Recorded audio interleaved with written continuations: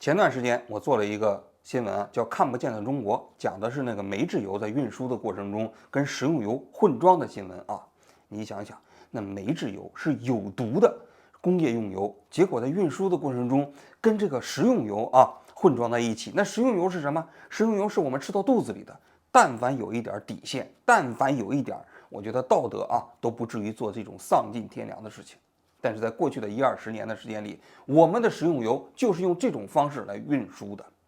我个人觉得，身为一个中国人你会常常有这种感受，就很多的新闻都超越你的想象底线。一般人你是完全没有办法想象会有这样的事情发生的。但是呢，确实每天都会有新闻告诉你，就是有这样的故事在中国上演。所以这样的新闻出来之后，很多人都会受到深深的震撼。但是过一段时间你再回头看常常是让你当时觉得难以想象的事情你再回头看的时候又觉得可以接受了。为什么呢？是因为每天都有新的让你震撼的新闻，每天都有烈度更高的让你无法想象的超出你想象底线的新闻发生。于是乎你再回头看前面发生那个新闻当时觉得难以想象的无法接受的新闻好像就不过如此了，又可以接受了。这就是这种刺激不断提升，阈值不断这个扩大的这么一个典型的案例就拿前一段时期这煤制油的新闻来讲吧，就在这个新闻发生之后不到1个月，网上又发生了一起新闻。这起新闻就是横跨数省盗取尸体的一个惊天大案。说句心里话，我看到这个新闻的时候我都觉得那煤制油的新闻不过就是一个小儿科跟这个新闻比起来，我们今天就来讲一讲这个横跨数省的盗取尸体的惊天大案。这个案子最早是北京有一个叫易胜华的律师他率先在网上披露的。据他自己讲，他是跟别的律师在聊天的过程中知道这个案情。那个律师很可能是这个案子的这个代理律师。他当时讲他自己听到这个案卷故事的时候，他第一反应是毛骨悚然。为什么呢？因为这里涉案的人有70多个人，盗取的尸体有4000具然后盗取了这些尸体之后就采用非常粗暴的方式进行肢解、剔骨去肉，就跟那屠宰场一样。屠宰场里头杀鸡、杀牛、杀羊，他们杀的是人，当然不是杀的人因为人已经死了嘛，就对人的这个尸体这处理方式跟处理那个牛羊猪是一样的。提取完这些骨头之后，卖给山西一家企业让他们生产这种医学耗材。他当时觉得更不能接受的是他说这样的一个令人发指的犯罪行为，按照中国的法律，最高刑期只有3年，就是毁坏尸体罪，而且连罚金都没有。而他看来，这个犯罪团伙所做的这个犯罪行为他说判处死刑都不为过。你想想，一个强奸罪、一个抢劫罪，起刑都是7年、3年，但是你盗取了4000具尸体，这4000具尸体你都给人开肠破肚，你都给人随意的这么剔骨去肉，这不是更严重吗？但是却只能最高判3年。所以他觉得没办法忍受，他就把这信息披露到网上了。要说易胜华律师披露这个信息还是冒了一些风险的。为什么呢？因为按照中国法律规定律师不能在网上披露未审结的案件。什么意思呢？就这个法院没有宣判你不能把这个信息披露到网上。为什么有这个规定呢？是为了防止有些律师利用舆论炒作给法院施加压力。大家都知道中国的司法也不独立，是吧？平时都是党管法院，对吧？但是一旦造成舆论了的话，那基本就是舆论管法院。所以一旦形成炒作案件，法院就基本按照舆论的那个方向来嘛。所以就要防止律师这么搞。所以你这个未审结的案件你不要搞到网上去初衷是这样。但它也导致了确实有大量的案件沉淀于公众的视野之外。易胜华律师看到这样的一个信息之后，他忍无可忍，就把这信息披露到网上了。同时他还披露了一个叫太原市公安局写的叫起诉意见书。这个起诉意见书是什么意思呢？就是公安机关在侦查结束之后要把案卷移交给检察院，检察院负责起诉嘛。为了让检察院写这个起诉书，帮助他们快速的了解案情，公安机关在移送检察院的时候都会写一份起诉意见书。这起诉意见书就是他们把整个案件的来龙去脉讲清楚，违法事实是吧？包括起诉的一些意见都会写在这个起诉意见书里。在易胜华律师披露这个起诉意见书里，就对整个这个盗取尸体的惊天大案的来龙去脉基本介绍清楚了。但是这个信息披露到网上之后，2天之内就被删得干干净净，因为马上有大量的媒体都对这件事情进行报道，很快就上了微博的热搜。于是乎，有关部门赶紧下令把这东西通通都给我删除干净，包括易胜华律师也被有关部门约谈了，包括他当时找的那个律师告诉他这个信息的律师也被约谈了。2天之内，这件事情就像没有发生过一样全部删干净了。但是我要说，案卷你能删掉，但是给人心理造成的冲击你能删掉吗？我们今天就要把这个已经被删掉的这个惊天大案的故事来给大家好好来讲一下。在这起案件过程中间，有一个关键的企业，就是山西的奥瑞公司。这家公司它隶属于就中国辐射防治研究院，它成立于1999年最早呢，它就是一家国有企业嘛。后来在07年的时候，这家企业呢又进行了反向收购私有化。在2012年的时候，又引进了一个投资人，这个人叫苏成忠。所以它的股份结构是这样的从贸易占54%，这苏成忠呢大概占46%，而这个苏成忠呢还是这个公司的总经理。这苏成忠是本案中间的一个关键人物，我们回头还要讲在这家公司里头还有一个关键的人物叫李宝兴。这李宝兴是负责这奥瑞公司平时的一般的这种经营。这李宝兴原先是中国辐射研究院第8研究所的所长，是个科学家。他为什么要到这家公司里头来呢？是因为他在这个人体这个异体移植骨的过程中间，研究的过程中间有了很多新的发明，申请了不少专利。这里我要介绍一下这人体的异体骨移植是怎么回事呢？就我们平时有些人生病了，比如说骨头坏死了，需要移植。那么移植呢，现在有一些就是合成材料，那合成材料有一个特点，它就不能承受力嘛，而且跟人的组织它这种吻合性不太好，所以呢，就有人想到了用其他人的骨头来做移植。那其他人的骨头做移植一开始用新鲜的骨头，这新鲜的骨头移植有个问题，就那个骨细胞如果还在的话，它就会有了排异反应。所以后来随着这个科技的发展那科学家就发现，如果要把这个骨细胞和细菌全部杀死，再去移植的话，那就没有排异反应了嘛。那么随着科学的进步，还有一些其他的那种产品，比如说骨粒，就是把这个骨头中间的钙质都抽离掉，就变成了一种蜂窝状的东西。这种骨粒呢，在你的骨头缺损的过程中间，它填充进去，然后你自己的那个骨的细胞还会重新生长出来。所以呢，这就叫做同种异体骨移植材料。这骨移植材料大概分为3类，一类是骨粉，一类是骨粒，还有一个就是骨脂。这东西都很贵像在北京的医院里，你要做一个骨脂的移植，一个骨脂2-3万块钱人民币，如果骨粒的话，1瓶那就是3000块钱人民币。有的手术一个手术就要用10几瓶很贵的呀。所以你就知道这个奥瑞公司从2015年到2023年，光生产这些产品一共就赚了3.8个亿。这李宝兴就是这个同种异体移植过程中间，他搞了一些很多专利。什么专利呢？你想这骨头过去要想把这个骨细胞和这个细菌都杀死，都是拿来药水里去煮。但是你药水里头煮也有问题首先是你煮的时候有可能对这个骨头进行腐蚀，其次你但是骨头上有残留，你移植到人的体内中间肯定也有一些不好的影响嘛。人家李宝兴呢就研究出来，用这辐射来照这个骨头，照这个骨头既可以把这骨头里头的骨细胞都杀死，细菌都杀死，还对这个骨头本身没有影响。所以他这些专利呢，在这个基础上，1999年就成立了这个奥瑞公司。但是比较奇怪的是这个奥瑞公司里头，这李宝兴这么重要没有股份。你看这股份里头，从贸易占54%吗？这苏成忠占46%吗？那我们就不知道了我看有些媒体就讲，这李宝兴实际上是奥瑞公司的实际控制人。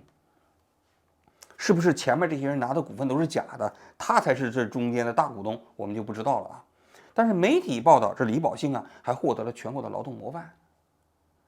那么所有的这盗取的尸体啊，最终就全部流向了这个奥瑞公司，这是整个这个案件过程中间的终端。但是这个盗取尸体案呢，最令人震撼的还不是这个奥瑞公司。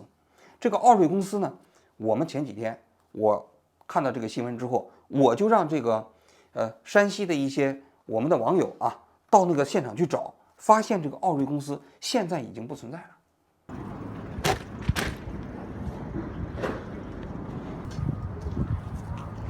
哎，师傅，哎，您平常在这儿送快递，您知不知道有个叫山西奥瑞什么生物材料公司在什么地方？呀，这个还真不知道。您没听说过是吗？没听说过。哎，好的，谢谢您啊。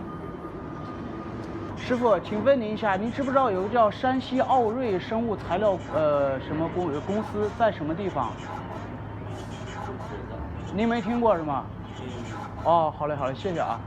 哦，你按照他的注册地址，你去找，现在已经没了。据说旁边是个小学校，然后中国辐射研究院啊，那院子里你去问也没有人知道了。这就是中国辐射防护研究院。内部是不允许随便进入的，有访客登记。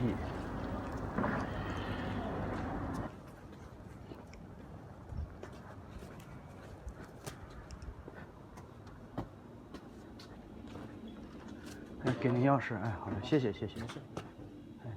咱这是那个家属院里的超市是吧？对对对。整个这个西小区就是一个纯家属院是吗？对，这边全是家属院。就是没有什么这个下属的公司啊、厂房啊、什么设备之类的。应该是没有，我也不太了解。哦，您也不太知道哈。好嘞，行，好了，谢谢您啊。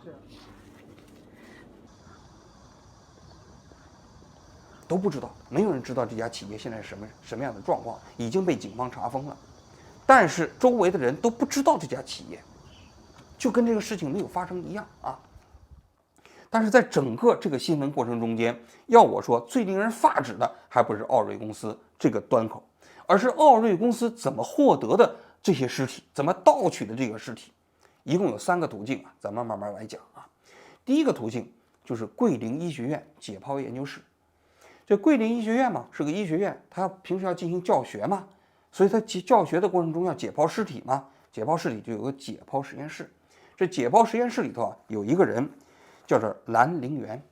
这兰陵源啊，在2023年的时候，国家审计署啊进行专项审计，审计的时候就发现啊，这桂林医学院这种解剖实验室啊，他们违法的向奥瑞公司卖了322具尸体，获利了31万。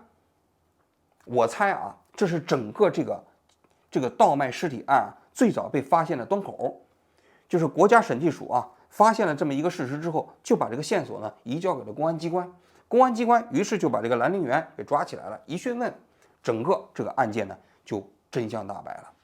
事情的原委是这样的，就2015年的时候，这兰陵源呢跟那个奥瑞公司的董事长，也就是陈茂义见面。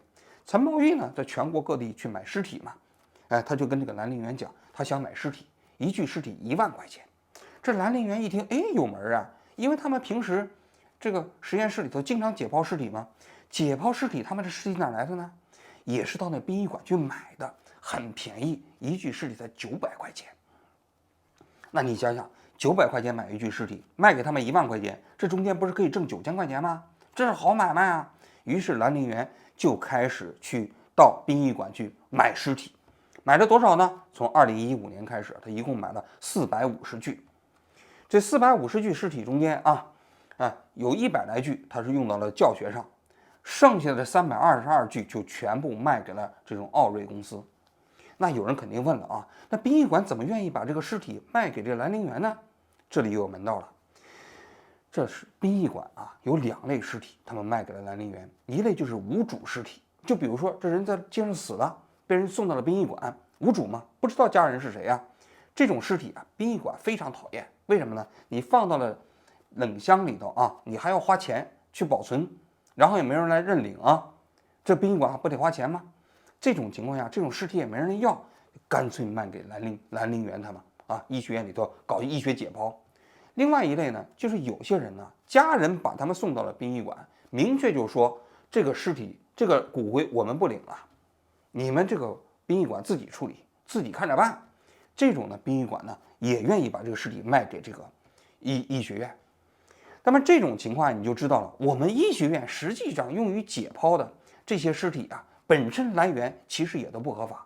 事实上，这个新闻发生之后啊，有很多医学院的医学生就跟我写信呢，他说王局啊，这新闻你也不要觉得这个挺令人震撼的，其实他们平时用于教学的这些尸体，都是通过不合法的途径买来的。你想想，那无主的尸体也好，包括那些家属不愿意认领的尸体也好，都没有经过他们的同意啊，就卖给医学院了。南陵园就是利用这样的漏洞，开始大肆的买尸体。他买完尸体啊，运回到自己的医学院的解剖实验室以后，他就找来自己的同事，以每具尸体1600块钱的价格让他们来解剖。他还在他们的实验室旁边搞了一个操作间，在操作间里头装上了电锯、什么离心机、洗衣机，然后就开始拆骨头啊，这个剔骨啊。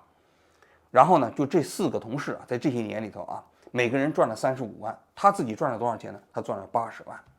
那他们自己的那个实验室的头呢，叫田顺高，这田顺高也得捞点钱呢，他就给田顺高一共给了32万块钱。就是在这种情况下，他们一共给了这个奥瑞公司卖了322具尸体。我猜啊，就是说他这个进尸体450具，那肯定是有正规的经过凭证的嘛。那你这450具尸体，你将来有这么多尸体出去了，肯定也有一些凭证。所以他们卖给了这个奥瑞公司的时候，也是以桂林医学院这种医学解剖的名义，盖的公章卖去了吗？结果被人国家审计署审计的时候发现不对劲，你一个医学院为什么要卖给奥瑞公司啊？于是东窗事发，这是第一条途径。第二条途径那就更令人发指了啊，因为第一条途径一共只有322具这种尸体啊，第二条途径就是4000具尸体。这4000具尸体啊，就是那个苏成忠搞的。这苏成忠我们刚才讲了，就是这个奥瑞公司的那个股东，2012年入股的啊。他实际上是整个操纵了整个奥瑞公司的进货渠道。2014年的时候，这苏成忠啊，在四川成立了一家企业，叫恒普科技有限公司，说是搞这个医学耗材、医学器材的生产啊、销售啊。其实这家公司就是专门为奥瑞公司啊搞遗体的，倒卖遗体的。他怎么倒卖呢？那他就更肆无忌惮了，因为你要从别人手里头买啊，你受制于人嘛。今天有尸体卖给你，明天不一定卖给你了呢。他们想了一个什么办法呢？直接向产业链的上游去推进，就直接进入到了殡仪馆。到了殡仪馆之后啊，就开始承包。承包了这些殡仪馆之后，他就派自己的人到什么重庆的、云南的、贵州的、桂林的这些殡仪馆，包括四川的这些殡仪馆里头啊，就把自己的人派进去了。派进去以后，他不是他们说了算了吗？于是他们就开始挑尸体。怎么挑尸体呢？就是20岁到60岁的这个尸体，这个年龄段的尸体啊，骨头比较好，没有骨质疏松，没有疾病。看上这些尸体之后，就开始盗取。怎么盗取呢？人家人到这儿来火化遗体，他就跟人说已经火化了，实际上没火化。然后他把这遗体呢，就弄到旁边搞一个操作间，然后就以每具尸体啊500块钱的价格找人来，直接这个地方把尸体大卸8块，把骨头剔出来。把剩下的软组织再放到焚化炉里头直接焚化，然后把这些骨头再运到这个恒普公司在四川省蒲江县下面的库房里，这是一种方案。另外一种方案呢，就是他们看到这个尸体比较好以后，把这尸体直接运到他们蒲江县它下面的他们的厂房里。这个厂房我看了一下他们谷歌地图啊，在一个叫丁家花园的地方，那旁边全是厂房啊。到了这个厂房里呢，他把这尸体解冻之后啊，在自己的操作间里头也对这个尸体进行大卸8块，把骨头剔出来。剔出来之后呢，存到自己的库房里。后来都存不下了，不光在自己的库房里存，还在成都双流机场附近找了一个仓库里往里存。一共存了多少呢？存了18吨，18吨呢，全是人的骨头啊！想想都恐怖啊，都是恐怖片里的情节呀。我算了一下，一个成年人的骨头啊，一般来说它6、7公斤，那你18吨，大家可以算一下，大概就是3000具尸体左右的骨头。这个跟警方啊在起诉意见书里的数据也对得上，因为警方最后发现啊，这苏成忠啊一共是盗取了4000具尸体，这4000具尸体啊，其中1000具卖给了奥特公司，奥瑞公司，还有3000具还没卖呢，就存在自己的公司里嘛。那你3000具，你要乘以一个6、7公斤的话，差不多就是18吨。这是苏承宗啊这条途径啊搞的这个尸体一共4000具啊，这是最大的一条途径，也最令人发指。大家你可以想象一下，殡仪馆都可以承包，承包完之后，你的家人还以为你这个地方去火化了，殊不知你的亲人就被在旁边那个房间里头直接给肢解了，然后你拿到手里头的骨头很可能是猪骨头，或者是别人家的一个什么碎骨头，真的是令人发指啊！这是第2条途径啊。第3条途径，在这个起诉意见书里头啊写的不太多，但是很重要，涉及到青岛大学附属医院肝脏中心。这肝脏中心有一个副主任呢，叫做李志强。这李志强啊，他呢给这个奥瑞公司一共卖了10具尸体，但这10具尸体啊有一个特点比较重要啊，大家可以看到前面那个图形里面，每具尸体的价格都是1万块钱。但是李志强卖给奥瑞公司的尸体不一样，价钱呢就贵一些，从1万到2万2之间。为什么他这价钱就比较贵呢？引起了我的好奇啊。结果就在这2天呢，有人给我发来的信息，就是这家医院的医生，他给我讲了这李志强背后的故事啊，听起来更令人触目惊心。他说这个李志强啊，是2014年到这个青岛大学附属医院肝脏中心来工作的。此前呢，他在北京的医院也工作过，在济南的医院也工作过啊。这个人呢是做肝移植的。我说到这儿，大家是不是很多人会恍然大悟啊？他这个尸体哪来的呢？是不是不太一样啊？因为你想想，桂林医学医院解剖研究所有尸体不奇怪，苏承宗搞到尸体也不奇怪，他们是直接在殡仪馆搞嘛。但你想想，你肝脏移植中心哪来的尸体呢？这个尸体啊，可不是志愿者捐赠的，是来自于哪儿？死刑犯。大家知道吧？中国的器官移植过程中间有一个惊天的黑幕，就是来源于死刑犯的器官移植。这死刑犯的器官呢，那都是废物利用啊。死刑被枪毙之后，很多的器官就直接运到了这些器官移植中心，把这个器官移植给了那些人呐。所以他的这个李志强，他的这些10个尸体全是死刑犯。但有人就会问了啊，2015年元月1号以后，中国不是已经公开宣布不允许再用死刑犯的器官进行移植了吗？但是这个爆料人给我讲了，他说虽然如此，但其实在2015年元月1号以后啊，这个死刑犯的器官还在用，只不过用量大幅减少了。就在元月3号，2015年的元月3号，他亲眼所见，有不少医院还到刑场上去取死刑犯的器官呢。所以啊，这李志强这10个尸体全都是来源于死刑犯。这死刑犯的器官被移植完了之后，他的这个尸体就被这个李志强啊这给肢解了，卸成了几块，放到了冷柜里冷冻。冷冻完了之后，起诉意见书上说是奥瑞公司的人去把他领走了。但这个爆料人跟我们讲不是这么回事。为什么？因为死刑犯的这些尸体的处理啊，可不是一般人可以随便拿走的。这些尸体啊，运到医院的时候是警车开道啊，法院的人送来的呀。运走的时候也是法院的车接走的。你想想，这等于就是李志强把那些器官都用完之后，这尸体再一次被售卖嘛。但是这里头最核心的就是有法院的工作人员参与其间，因为卖器官是赚很多钱的。最后卖完器官再卖这把骨头的时候，虽然还有1、2万，但实际上也离不开这些法院工作人员的配合。所以你看到了吗？这李志强在起诉意见书里头就没有被起诉。所以这个爆料人跟我们讲，这李志强啊，东窗事发之后，当地的警方对他进行调查，调查完之后，他就说他心梗了，然后就被保外就医了。于是呢，他呢就是办了一个提前退休。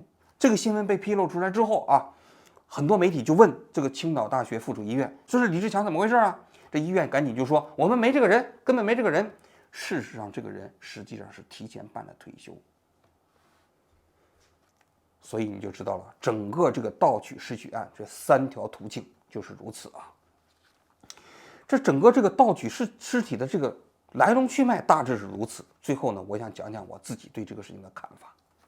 第一个方面就是你看到了吗？这个惊天大案过程中涉及的部门非常多啊，从法院到医院到医学院到殡仪馆到企业，5个方面，这5个方面应该说是集体沦陷。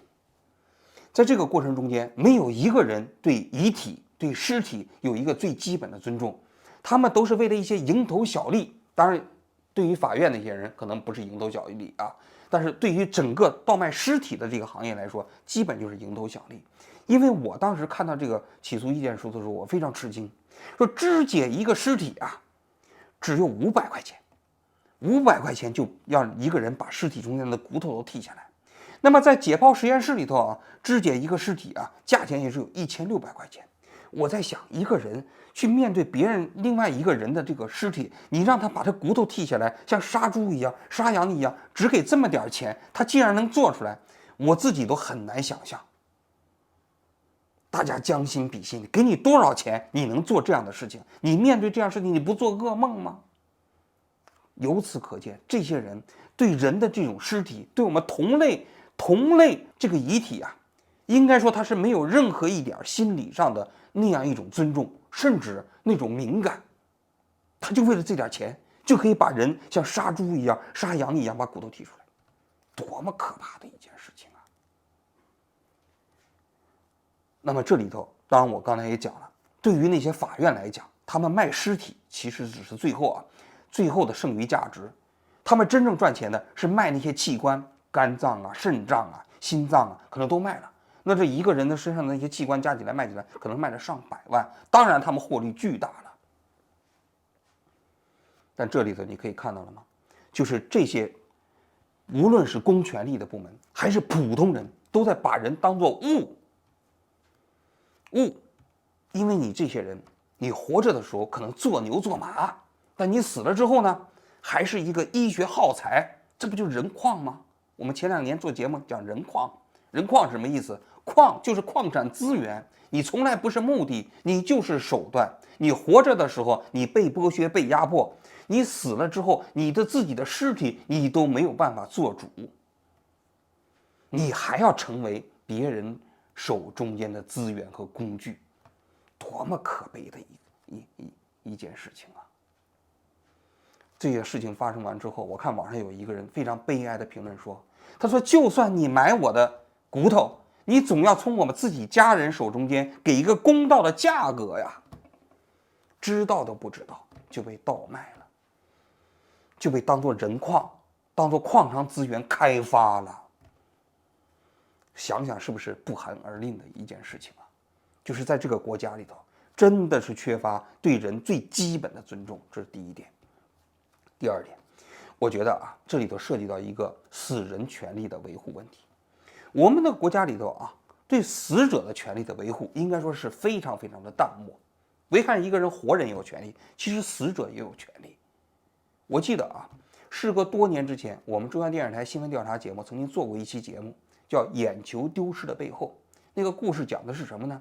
是有一个患者的家属突然发现他自己的亲人死在太平间之后啊，眼球不见了，就追查下来发现有一个医生没有经过他们家属的同意，就把那眼球中间的角膜给拿到之后，去给另外一个患者移植了。那人就不干了，于是就把这医生给告了。那当时新闻调查做这期节目的时候，就在讨论这件事情，这个医生有没有罪，这个行为本身是不是正当的。那节目最后呢，实际上那个医生也没有被起诉啊，因为医生是出于善意嘛，说我也没有牟利啊，我只是为了挽救另外一个患者。但事隔多年之后，我其实认为那个节目其实做的多少有些问题。为什么呢？因为你不能仅仅看当时那个医生没有牟利，但事实上，当患者的家属、死者的家属的权利被忽视之后，那其他的医生呢？果不其然，你过很多年你会发现，我们的医院里很多医生完全是没有经过患者家属的同意，就把死者的眼球挖掉之后，去给别人去移植那个角膜，牟利的这个案件，你在网上一搜，有多起。这其实就是死者最基本的权利没有得到维护，他自己的知情权，他自己的这种所谓的决策权，对自己身体的这样的一种所属权，完全没有得到法律的保护。这就是我前面说的，人彻底被工具化了。这是第二点。第三点，我们也知道中国的法律对毁坏尸体罪最高只能判处有期徒刑3年。我猜这个法律是完全没有想到会有这样的犯罪团伙，因为过去的毁坏尸体多数都是一个个别行为、个体行为，你了不起出于泄愤的原因你毁坏1-2具尸体，但是如此大的规模，涉案人员这么多，最后搞了几千具尸体，然后你用这种令人发指的方式来去犯罪我相信法律可能制定的时候没有考虑到。但是法律大家都知道不溯及既往嘛，我也不认为这些人就应该由于他们犯罪的这个行为令人发指就应该给他们超越法律的底线，对他们进行更重的刑罚。法律就是这么规定的嘛，对不对？因为你法律规定最高刑期就是3年，那就是如此。但是问题是，关键得让公众知道这不合理，有人利用这样法律的控制，竟然做出这么令人发指的事情，所以必须让公众知晓。我们随后的法律可以修改，这一切的前提都在于公开，必须让人知道，竟然有这些禽兽不如的人做出这么丧尽天良的事情。但是现在呢，大家可以看一下，新闻发生之后，政府2天之内把所有的信息都删掉了，开始约谈律师，所有媒体报道的内容也通通都下架了，就是告诉你这件事情不存在，不要讨论。不要知道，捂起你们的耳朵，你们都是人矿，你没有权利知道关于你们人矿方面的法律。至于保护不保护你，你是一个人矿，还要什么保护悲哀就悲哀在这里。如果我们是人，我们就有权利要求政府来完善法律，保护更多人的权利，哪怕他是一个死者。但是如果你是矿，你就只有引颈受辱的这种权利，你就只有死后之后被人肢解的权利，这就是矿，这就是另外一个更深的看不见的中国。最后还要说的一点是，在这个起诉意见书里头没有涉及到青岛大学附属医院的那一部分，那个部分更可怕。为什么？因为那里头涉及到的是国家明令禁止的死刑犯的器官移植问题，器官的买卖问题，那里头涉及到这个公安机关甚至法院这一部分跟这里头合作牟利的问题，公权力在这里头直接开始发挥作用。那苏成忠这些人就是把他们抓起来枪毙了，死有余辜。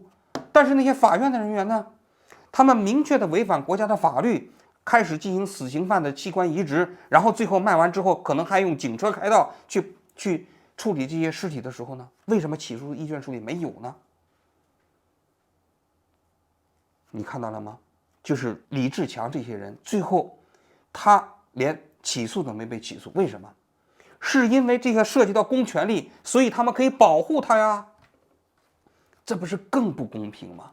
这不是更令人发指的吗？如果说苏成忠这些人是禽兽不如，那么这些公权力呢？那是比禽兽还要是这个残暴100倍呀！他们背后有一个权力的屏障来保护他们呀。他们犯了罪之后都不受法律制裁呀，这不是更令人可怕的一件事情吗？所以这起案件在我看来，政府虽然说能够通过删帖的方式，能够封号的方式把它压下去，但是它给普通人心里所造成的这种心理阴影，那个在我看来，100块奥运会的金牌都没办法抵消。奥运会只能让人觉得一种虚幻的民族自豪感，但是你要知道，你死后你的亲人，你可能拿到手里的骨灰都不是你自己家里的人，可能甚至是不是人你都不清楚的情况下，那些奥运会金牌还有意义吗？好了，我今天就讲到这里，谢谢大家。